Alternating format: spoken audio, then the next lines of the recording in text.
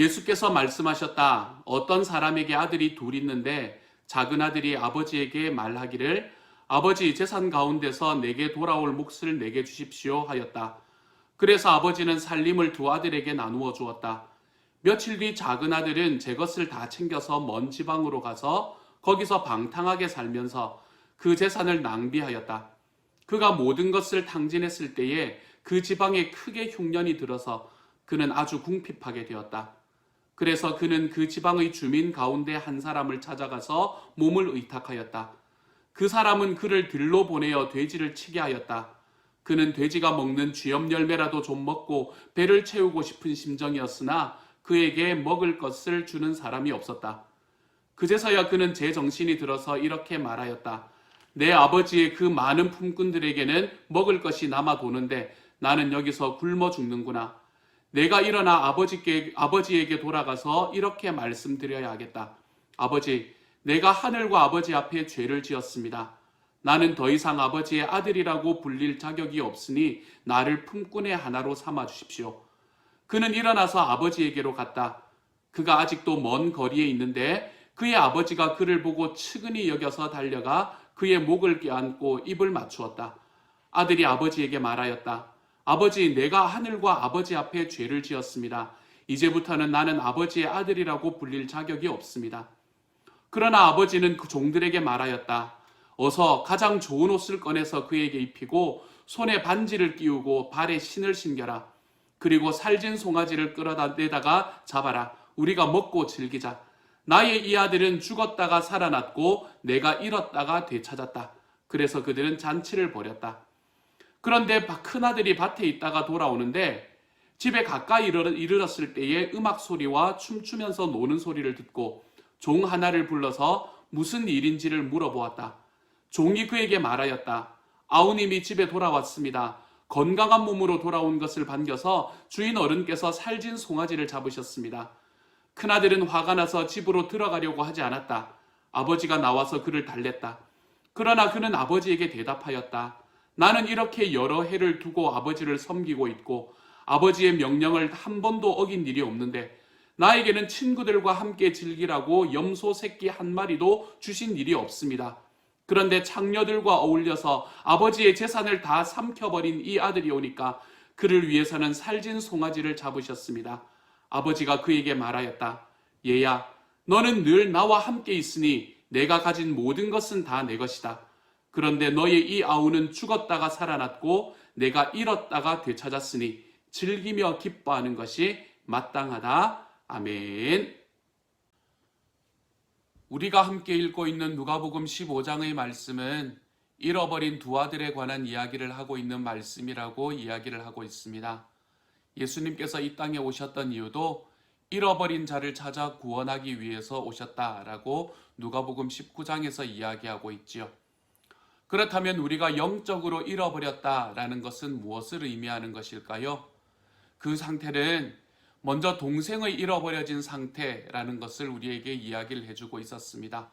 동생의 잃어버려진 상태라는 것은 생각보다 명백한 상황이었죠. 그의 종착지가 된 돼지우리에서 그 확실한 모습이 드러났습니다. 그는 무절제하고 어리석은 방종 때문에 자기의 친구 그리고 자기가 가지고 있던 돈과 자원이 다 바닥나는 것을 경험하게 됩니다. 삶이 완전히 무너지게 됐지요. 마침내 이 동생은 자신이 길을 잃었음을 깨닫고 돌아가서 삶을 재건하기 위해 아버지에게 나아가는 모습을 우리는 바라보았습니다. 그런데 이것만이 잃어버린 상태의 전부가 아니라는 것을 오늘의 말씀은 이야기를 해주고 있습니다. 오늘의 말씀은 어제의 말씀부터 이야기하는 것처럼 형도 잃어버린 상태에 있다라는 것을 우리에게 말하고 있는 것이지요. 형의 잃어버려진 상태, 형은 과연 어떤 모습으로 잃어버려진 상태에 있었을까? 형의 영적인 모습은 어땠기에 말씀은 우리를 형도 잃어버린 상태에 있다라고 말했을까? 오늘의 관은 그것을 네 가지에 걸쳐서 우리에게 이야기를 해주고 있는 것 같습니다. 첫 번째로 형이 가지고 있는 특징은 잃어버린 형이 가지고 있는 특징은 화가 났다는 사실입니다. 형이 하는 모든 이야기에는 원망이 뚝뚝 떨어집니다. 사실 이 형과 같은 상태에 놓여져 있는 사람들, 형과 같은 태도를 취하고 있는 사람들의 첫 번째 징후는 자기의 삶이 자기 뜻대로 풀리지 않을 때에 슬픈 정도가 아니라 분노와 원한이 깊어지는 특징을 가지고 있습니다. 이 형들에 속한 사람들은 자기 자신이 착하게 살면 삶이 행복해져야 한다고 믿습니다. 그래서 자신의 기준에 부합하려고 열심히 노력하면 하나님이 평탄한 길을 주실 의무가 있다고 믿으며 살아가는 사람이지요. 그렇기 때문에 이들은 삶을 착하게 살고 선하게 살지만 그 사는 이유가 선한 행실 자체가 즐거워서 그렇게 사는 것이 아닙니다. 이들은 계산적인 방식으로 자기의 환경을 통제하기 위해서 자기의 삶을 선하게 살아나가는 사람이 되는 것이지요. 이처럼 결과지향적인 이기심 그리고 사랑에 비롯된 충실성, 이 두 가지 사이에서 이 형들이 놓여져 있는 사람은 사랑에 비롯된 충실성이 아니라 결과지향적인 이기심을 쫓아서 자기의 삶을 만들어가는 사람이 바로 이 형이라고 이야기할 수 있겠습니다. 이것에 대한 이야기를 잘 나타나고 있는 것이 이 외경에서 나타나는 한 부분인데요. 외경에서는 이런 스토리가 나타납니다. 하루는 예수님이 제자들에게 말씀하십니다. 나를 위해 돌을 하나씩 가져오너라. 다른 설명은 따로 없었지요. 제자들이 들고 갈 돌을 찾아서 주변을 둘러보는데 실속에 밝은 베드로는 가장 작은 돌을 고릅니다. 왜냐하면 가지고 다니기가 힘들었기 때문이죠. 어차피 예수님이 돌의 무게나 크기에 대해서는 아무런 규정을 두지 않았으니 말입니다. 그래서 베드로는 잔돌을 주머니에 넣습니다. 예수님은 나를 따르라 라고 말씀하신 뒤에 앞장서서 길을 걷고 있었지요. 정오쯤 되어서 예수님이 그들을 다 자리에 앉히십니다. 그분이 손을 흔드시자 모든 돌이 빵으로 바뀝니다. 그분은 자 이제 점심 먹을 시간이다 라고 말씀하셨습니다. 베드로의 점심은 순식간에 끝나버립니다. 식후에 예수님은 그들을 일어나게 하신 뒤에 다시 나를 위해 돌을 하나씩 들고 오너라 라고 명령하십니다. 이제 베드로는 아하 이제 알겠다 라며 주변을 둘러보니 작은 바위가 보입니다. 그것을 등에 진 그는 힘들어서 비틀거렸지만 그래도 저녁 식사 때까지는 참을 수 있다라고 혼잣말을 하며 그렇게 따라갑니다. 예수님은 나를 따르라 라고 말씀하신 뒤에 앞장서서 길을 떠나십니다. 베드로는 간신히 따라잡느라 애를 먹습니다. 저녁 무렵에 예수님이 무리를 강가로 데려가시더니 이제 다들 돌을 물속에 던져라 라고 말씀하십니다. 그들이 돌을 던지자 그분은 다시 나를 따르라 하며 걸음을 떼시지요. 베드로를 비롯한 제자들은 어리둥절해서 그분을 바라봅니다. 그러자 예수님은 탄식하여 말씀하시지요. 내가 너희에게 명한 것을 벌써 잊었느냐? 누구를 위해 돌을 들고 오라고 했더냐? 라고요. 여기서 나타나는 베드로처럼 비유 속에 있는 이 형부류의 사람들은 자기의 선행에 따른 보상이 따르기를 바라고 보상이 없으면 혼란과 분노에 휩싸이게 됩니다. 그리고 이 혼란과 분노에 휩싸였을 때에 그 분노의 원천이 자기라는 것을 인정하지 않습니다. 하지만 그 혼란의 원천도 분노의 원천도 원래 이것이 내 뜻대로 되어야 한다라고 생각하며 하나님도 거기에 맞추려고 애썼던 자기 자신이 그 원망을 받아야 할 대상이라는 것을 기억할 줄 알아야 합니다. 그 원인은 다른 사람의 형통한 삶 때문이 아닙니다. 그 원인은 그 사람 자신이 행위로 자기의 삶을 스스로 통제하려고 했던 그 마음에 있다는 것을 이 형들은 깨달아야만 하는 것이지요. 첫 번째 형들이 가지고 있던 마음이 분노라는 특징을 가지고 있었다면 두 번째로 이 형들은 우월감이라는 마음에 찌들어 있게 됩니다. 이 형들의 마음을 가진 사람들은 자아상의 근거를 부지런한 노력, 도덕성, 자신이 솔로 소속된 엘리트 집단, 그리고 아주 똑똑한 자기 자신의 지식 등에 둡니다. 그러니 그런 동일한 요건을 갖추지 못한 사람들을 향해서는 우월감이 들 수밖에 없지요. 그래서 이들은 어쩌면 인종차별과 계급주의로 나아가기가 굉장히 쉬워지는 사람이 될 수 있게 됩니다. 그런데 이러한 것은 사회적인 문제뿐만이 아니라 종교성에서도 동일하게 나타납니다. 내가 가지고 있는 종교적인 모습을 가장 올바른 것으로 이야기하며 살아갈 때, 그때에 우리는 그런 요건을 갖추지 못한 사람들에게 적대적인 태도를 품을 수 있게 되는 것이죠. 그렇지만 스스로 의롭게 여기는 이 형의 태도는 이 사회적인 모습으로는 인종차별과 계급주의, 그리고 종교적인 모습으로는 종교 우월주의로 나아가지만 개인적인 차원에서는 용서에 인색한 비판적인 자세를 낳기 마련입니다. 사실 상대방을 향해서 우월감을 품은 상태에서 그 사람을 용서하기란 무지 어렵기 때문입니다. 예를 들어서 여러분이 화를 참 잘 못 참는 사람인데 여러분과 똑같이 화를 잘 내는 사람을 보았다면 그 사람은 용서하기가 쉽습니다. 나도 전혀 나을 바 없는 사람임을 스스로 알기 때문이지요. 나도 똑같이 못됐는데 어떻게 남을 비난할 수 있겠습니까? 그렇지만 이 형의 죄와 하나님을 향한 반감은 겹겹의 수양과 도덕적인 행동 밑에 꼭꼭 숨어 있기 때문에 그들은 누구를 향해서든 당연히 우월감을 느낍니다. 거짓말을 하거나 바람을 피우거나 하나님께 기도하지 않는 사람을 보면 그들은 상대를 깔봅니다. 그런 사람이 피해를 입히기라도 하면 그들은 가해자를 향해서 노발대발할 권리와 그 잘못을 두고 지적할 권리가 자신에게 있다고 믿습니다.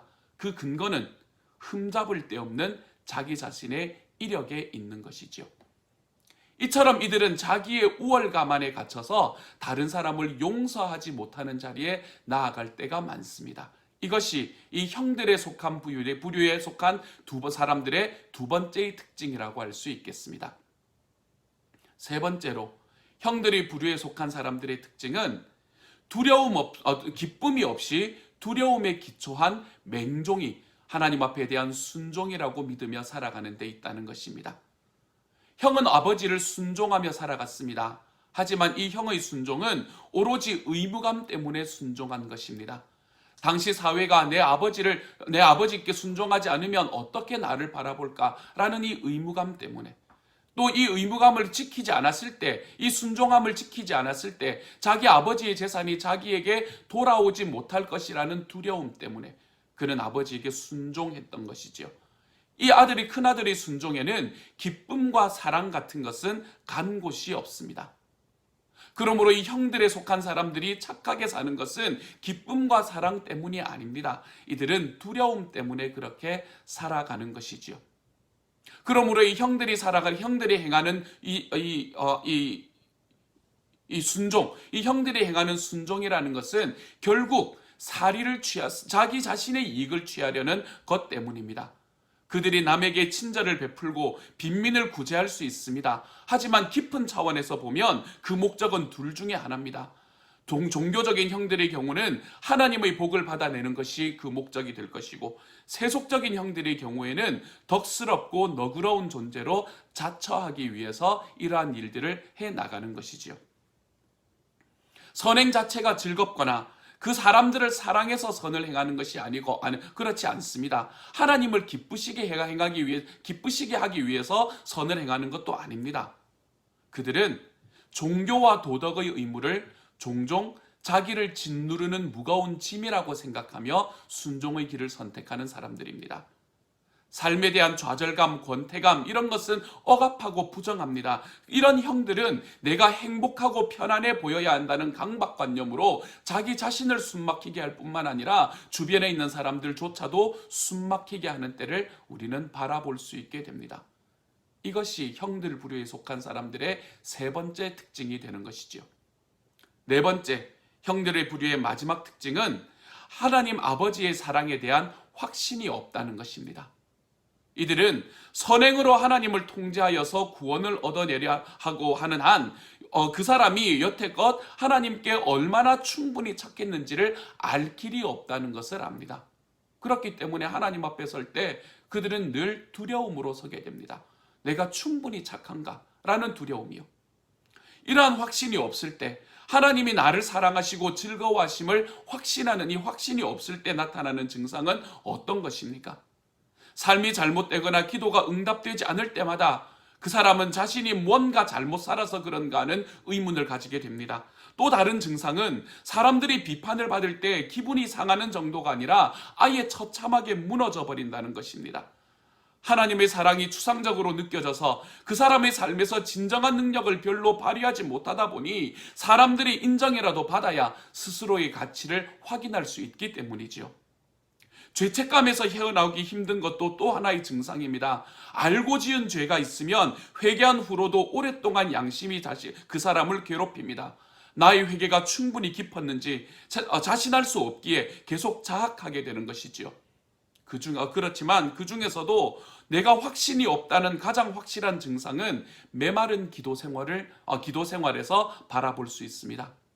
사실 많은 이 형부류의 사람들은 그토록 종교적이라지만 사적인 기도 생활은 거의 전무합니다. 삶의 문제가 터지면 혹 기도에 악착같이 매달릴지도 모릅니다. 하지만 상황이 호전되면 그것도 끝이 나는 것이지요. 이로 보건대 이 부류의 사람들이 기도하는 주된 목표는 자신들을 사랑하시는 하나님과의 친밀한 관계 속으로 더 깊이 들어가기 위해서가 아닙니다. 오히려 이들은 자기 자신이 살아가는 삶의 환경을 통제하기 위해서 그들은 기도하고 있다는 것을 볼 수 있게 되는 것이지요. 여기까지 온다면 우리는 동생의 부류의 사람들도 문제가 있는 사람들이고 형들이 부류에 있는 사람들도 문제가 있는 사람들이라면 그러면 우리는 어떠한 삶을 가지고 살아가야 될 것인가? 형부류의 사람들은 삶의 상황에 대해서 속에서 분노가 들끓고 쓰라린 원한이 오래가고 인종이나 종교나 생활 방식이 다른 이들을 얕보고 기쁨이 없이 고역에 시달리듯 살아가고 기도 생활에 친밀함과 기쁨이 별로 없는 사람입니다. 또 정서 불안이 심해서 남의 비판과 거부에 대해서는 과민한 반면에 다른 사람을 정죄할 때는 가차없고 냉혹한 삶의 모습을 가진다라고 이야기했습니다. 이것이 얼마나 비참한 모습입니까? 그런데 반항하는 동생의 길이 더 낫습니까?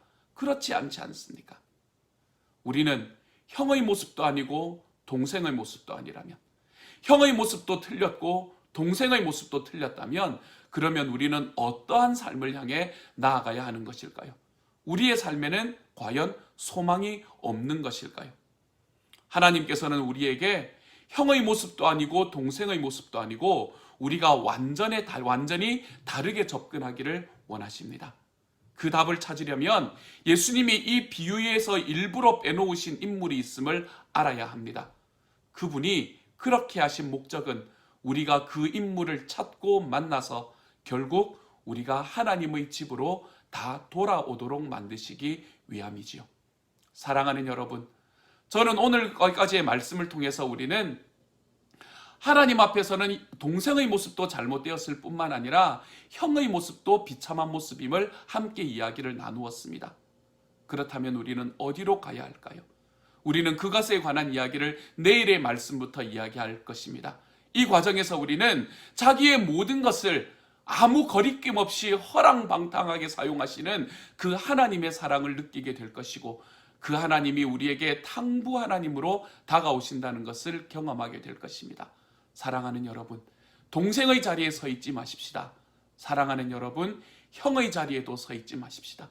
그래서 우리가 하나님께서 우리에게 바라시는 그 하나님의 은혜의 자리로 내가 생각하는 은혜가 아니라 내가 생각하는 종교인의 모습이 아니라 우리 하나님의 자녀의 모습으로 거듭나 우리 아버지의 나라로 한 걸음씩 우리 아버지의 집으로 한 걸음씩 걸어 들어가 볼 수 있는 하나님의 사람들이 될 수 있기를 우리 주님의 이름으로 축복합니다. 이 시간 같이 한번 기도하며 나아갑니다. 사랑하는 하나님 감사합니다. 저희에게 형들의 모습에 적나라한 모습을 이야기해 주시니 감사합니다. 저도 형의 모습이었고 저도 형의 모습 속에서 빠져나오지 못하고 살아갔던 것임을 삶이었음을 깨닫게 해주셨으니 감사합니다. 사랑하는 주님, 하나님께서 저에게 이 모습으로 만족하지 않도록 하나님의 말씀을 주시니 감사합니다. 이것에 만족하지 않고 내 삶 속에서 하나님께서 정말 말씀하시는 아버지의 길이 어디인가? 아버지의 집으로 돌아갈 수 있는 그 길이 어디에 있는가?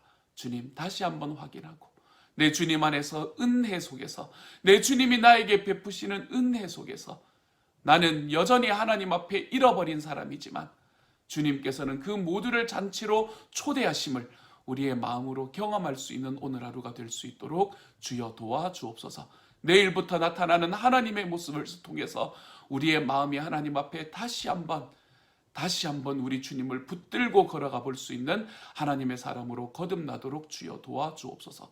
모든 말씀 우리 주님 예수님 이름으로 기도드립니다. 아멘.